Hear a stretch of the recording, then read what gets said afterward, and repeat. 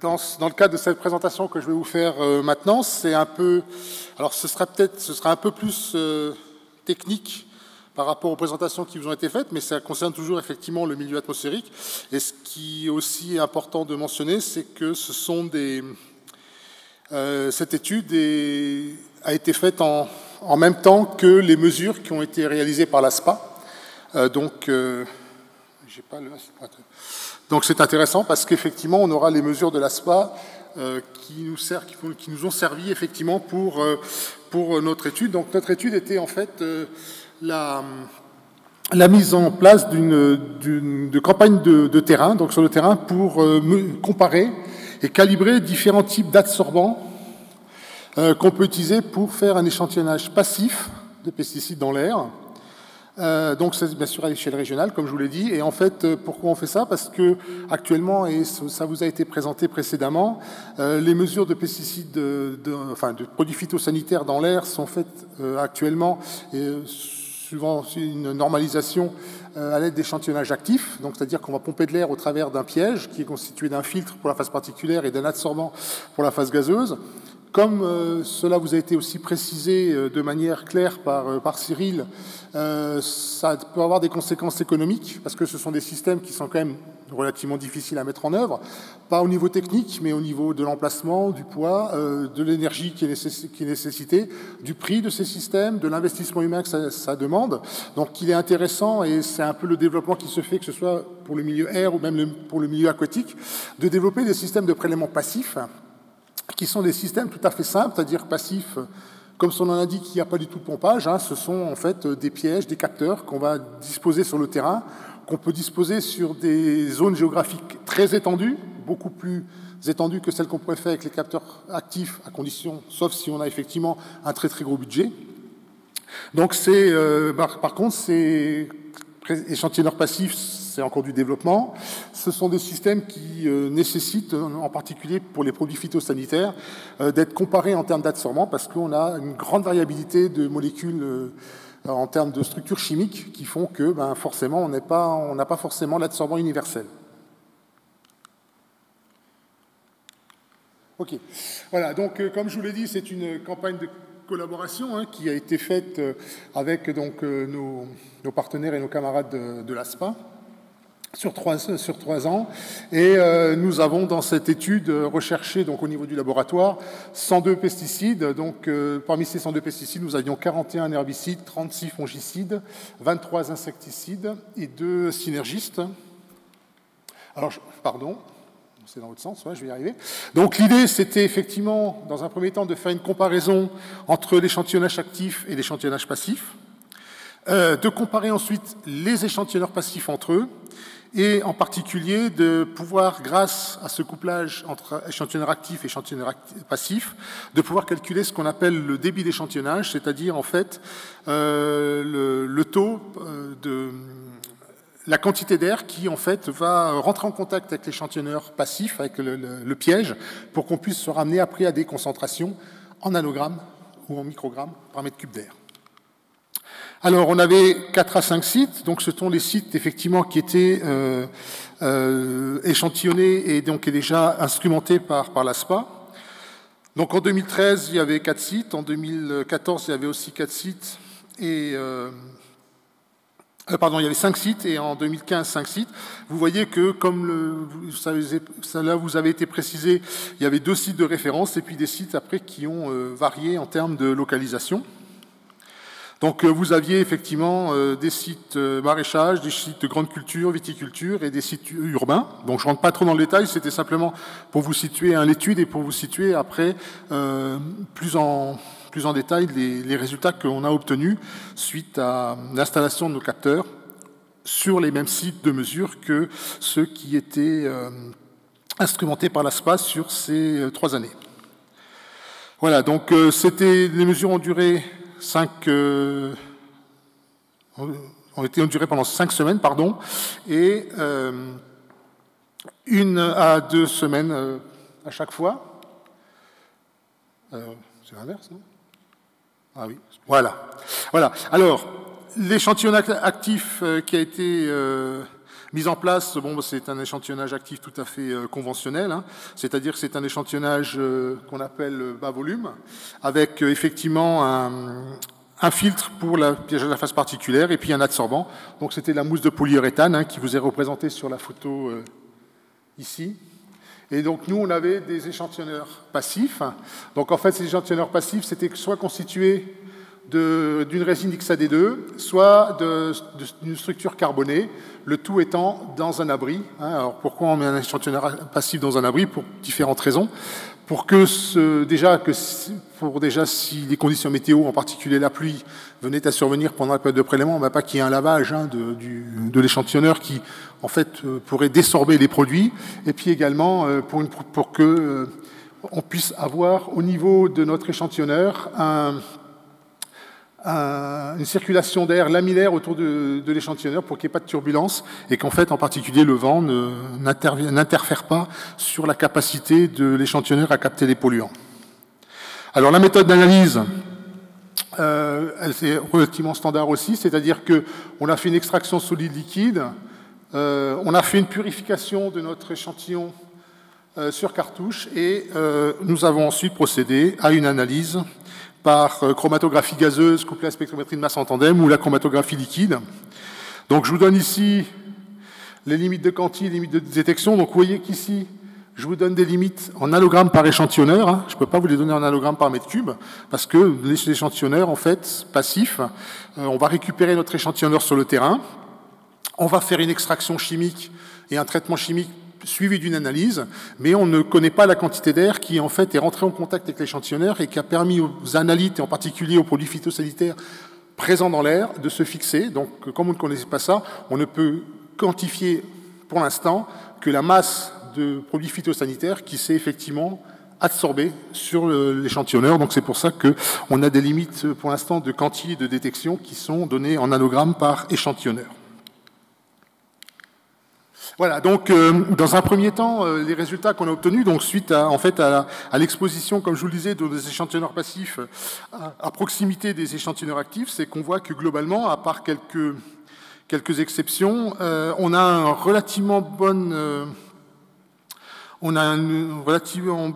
relation hein, entre ce qui est mesuré sur les échantillonneurs actifs et sur les échantillonneurs passifs. Hein, à part effectivement peut-être, là il y a eu un peu plus au niveau en 2015 sur les échantillonneurs passifs, mais généralement on a quand même un bon agrément, c'est-à-dire que les quantités de produits qui ont été détectés sur les échantillonneurs actifs et sur les échantillonneurs passifs sont comparables.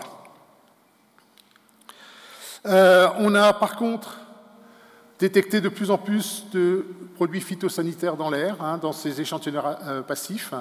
Donc en termes de nombre de pesticides, on en a effectivement détecté de plus en plus au cours des années, des 3 années de l'étude. Donc là aussi, c'est une comparaison donc, sur les 3 années entre les pesticides qui ont été détectés sur les différents sites. Donc viticulture, par exemple, site urbain, arboriculture. Donc vous voyez qu'il y a une différence. Hein. Dans certains cas, on a détecté parfois sur les 3 années des pesticides, les 3 années consécutives, sur certains sites et sur d'autres sites, on en a détecté que. Alors, c'est aussi la raison, c'est que dans certains cas, tous les sites n'étaient pas expérimentés cette année-là. Voilà. Alors, en termes de comparaison, nous avions, comme je vous l'avais dit, décidé de comparer 2 types d'adsorbants. Donc, la résine XAD2, qui est un adsorbant polymérique hein, qui est commercialisé. La présentation de tout à l'heure vous a montré une méthode sandwich où on a mis 2 mousses de polyuréthane avec de la résine XAD2. Donc c'est un adsorbant tout à fait classique qui est utilisé pour l'échantillonnage actif, en tout cas de produits phytosanitaires dans l'air. Et nous, on a testé une nouvelle catégorie d'adsorbants, donc des adsorbants à base de carbone. Donc vous avez ici des infos en particulier sur la surface spécifique, sur le diamètre des pores et sur leur hydrophobicité. Donc ça, c'est intéressant parce que on va voir que, en fonction de ces adsorbants très différents, on peut avoir soit des relativement bonnes recouvrements en termes de mesure, soit des grosses différences qui sont liées effectivement à la structure du matériau lui-même.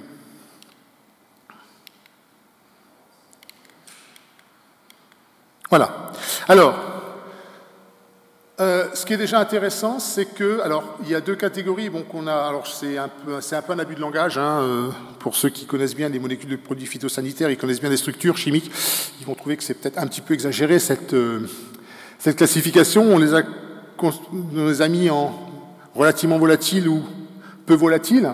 En fait, globalement, c'est pour nous ceux qu'on considérait comme relativement volatiles, c'était ceux qu'on pouvait analyser facilement en chromatographie gazeuse. Donc on pouvait les vaporiser assez facilement dans l'injecteur sans qu'ils soient, par exemple, dégradés.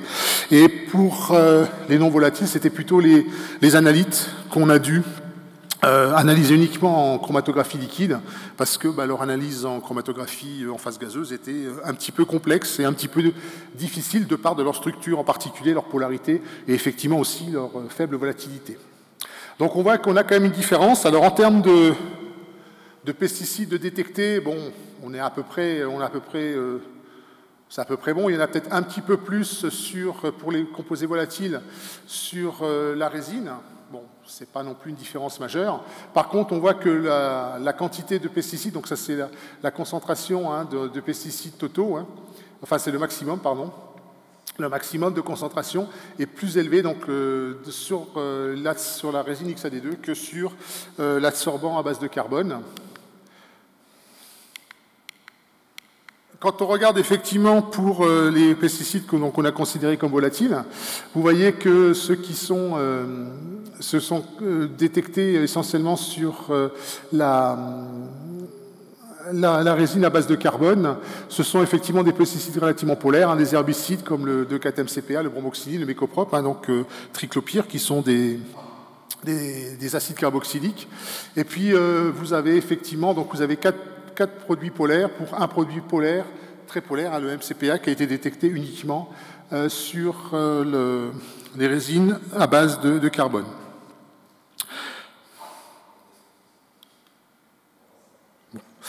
À l'inverse, pour les semi-volatiles, donc ceux que je vous ai tout à l'heure définis comme étant plutôt les molécules qu'on va détecter essentiellement, qu'on va pouvoir analyser essentiellement en chromatographie liquide, on a plutôt l'inverse, c'est-à-dire que globalement la résine à base de carbone semblerait être beaucoup plus pour capter ces produits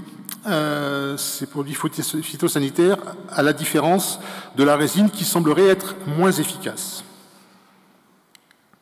Alors, une des explications, elle est simplement, enfin, une des explications qu'on peut apporter à cette différence, c'est qu'effectivement, la résine XAD2 semblerait être plus efficace pour capter des molécules qui sont essentiellement ou qui peuvent se retrouver préférentiellement en phase gazeuse dans l'atmosphère.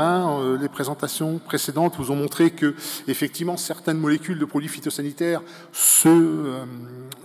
peuvent se distribuer entre la phase gazeuse et la phase particulière.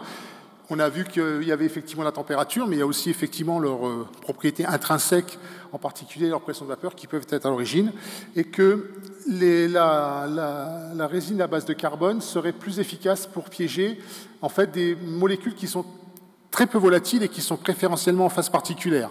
Donc en fait, ce serait effectivement un matériau qui aurait la capacité de capter les particules, donc les produits phytosanitaires, sous forme particulière dans l'air, préférentiellement aux molécules sous forme gazeuse et inversement pour la résine.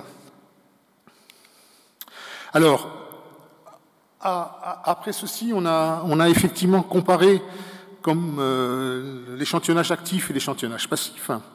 Donc on peut effectivement calculer ce qu'on appelle le débit d'échantillonnage, donc la quantité d'air qui va traverser le capteur et permettre au composé de s'absorber. Donc ce débit d'échantillonnage nous est nécessaire pour pouvoir calculer des concentrations en nanogrammes par mètre cube. Et donc ce débit d'échantillonnage, on peut le calculer grâce à la formule, c'est-à-dire qu'on a la masse de produits phytosanitaires qui est absorbée sur l'adsorbant du capteur passif par analyse chimique. On a effectivement également aussi la concentration dans l'air qui a été déterminée par l'échantillonnage actif, puisque là aussi, il y a eu un prélèvement des pièges de l'échantillonnage actif, une analyse qui a été faite. et le tout en tenant compte de la durée de l'exposition. Donc c'était des mesures qui ont duré une semaine en continu.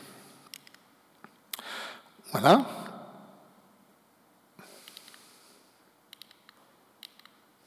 Voilà, donc la concentration dans l'air dans l'échantillonneur passif.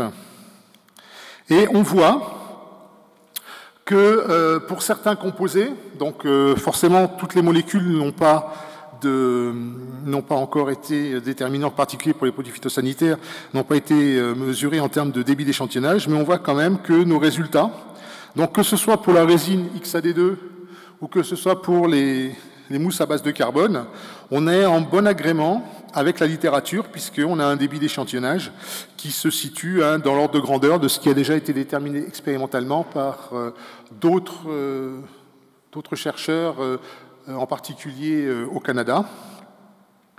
Donc voilà les résultats. Donc vous voyez que la littérature, on a un débit moyen de 2,78 pour la résine XAD2, qui varie entre 2,60. En 2013, on a mesuré 3,23, en 2014, 2,32, 2,33 ou 3,21 pour les mousses à base de carbone. Donc on est à peu près, on est vraiment dans des valeurs qui sont totalement comparables avec celles de la littérature. Donc a priori, notre nouvel adsorbant à base de mousse carbonée peut être très intéressant pour être substitué à la résine XAD2. Voilà. Donc, on a une bonne approximation. Alors, c'est intéressant de noter que on a quand même une bonne approximation par rapport aux données de la littérature, une bonne cohérence entre les résultats sur les différentes années, quel que soit l'adsorbant utilisé. Et ce qui est intéressant aussi, c'est que les réseaux de surveillance de la qualité de l'air utilisent de la mousse de polyuréthane comme adsorbant, donc qui est encore un troisième adsorbant qui est relativement différent des deux que je vous ai présentés. Donc en général, quand on calcule des débits d'échantillonnage, la logique et la cohérence voudraient qu'on utilise le même adsorbant sur l'échantillonneur actif et sur l'échantillonneur passif, ce qui n'était pas le cas puisque l'ASPA, comme je vous l'ai dit, fait des mesures normalisées, donc c'est la mousse de polyuréthane qui est utilisée. Donc on a dû prendre les données expérimentales qu'ils ont obtenues suite à leur campagne et comparer avec les nôtres, et on a quand même réussi à obtenir des valeurs qui sont tout à fait intéressantes et tout à fait comparables. Alors, ce qui est intéressant de voir, c'est que dans cette étude, on montre que globalement, l'échantillonnage actif et l'échantillonnage passif donnent des résultats qui sont similaires, puisque on a quand même une bonne concordance entre les résultats obtenus sur l'échantillonneur actif et l'échantillonneur passif. Les mousses à base de carbone sembleraient intéressantes parce qu'elles ont la capacité de capter à la fois la phase gazeuse et à la fois la phase particulière. Donc ça, c'est intéressant parce que, effectivement, et en particulier pour les molécules, pour de nombreuses molécules qui sont maintenant utilisées, leur présence en phase particulière dans l'air est quand même beaucoup plus importante qu'en phase gazeuse. Ça, c'est essentiellement lié à leurs propriétés physico-chimiques et leur volatilité. Et on a donc réussi à déterminer aussi des débits d'échantillonnage qui sont similaires à ceux qu'on déjà obtenus, donc qui ont déjà été obtenus dans la littérature et qui sont similaires entre eux, c'est-à-dire quel que soit le système d'échantillonnage.